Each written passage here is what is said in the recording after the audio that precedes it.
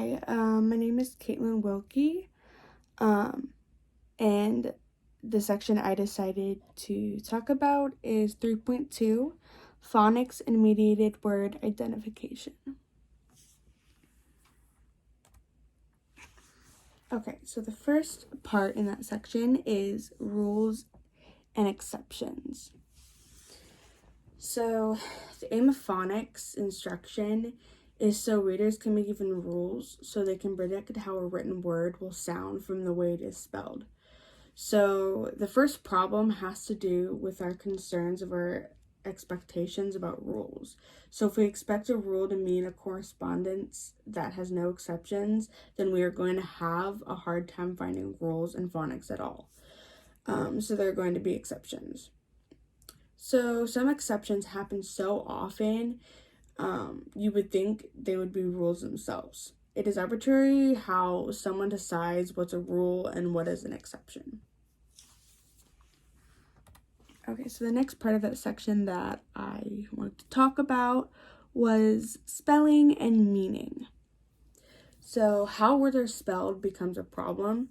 The manner in which words are spelled in English become a problem if reading is regarded as coding written words to sound, and if the main function of spelling is seen as representing sounds of spoken words.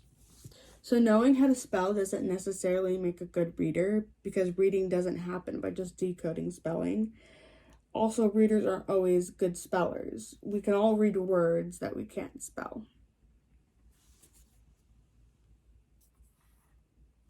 Okay, so the next part of the section that I just had to talk about is meaning plus phonics.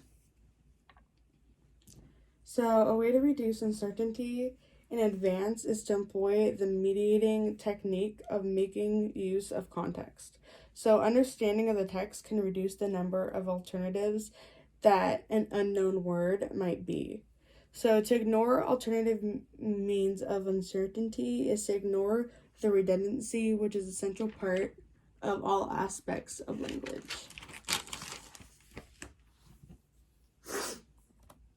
Okay, so the next part of the section that I decided to talk about is learning mediated word identification strategies. So it is pointless to expect a child to memorize lists of rules, definitions, examples, or names if they have no purpose to the child. So the learning will be difficult and remembering will be nearly impossible.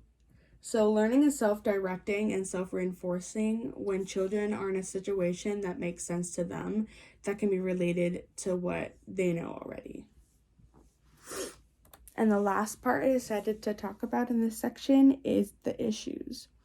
So the difficulty many children experience in learning phonics rules has led to the notion is that the children lack phonemic awareness.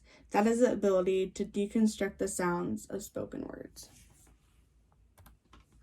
Okay, and then this is my citation. So these are all the citations of the pictures that I use.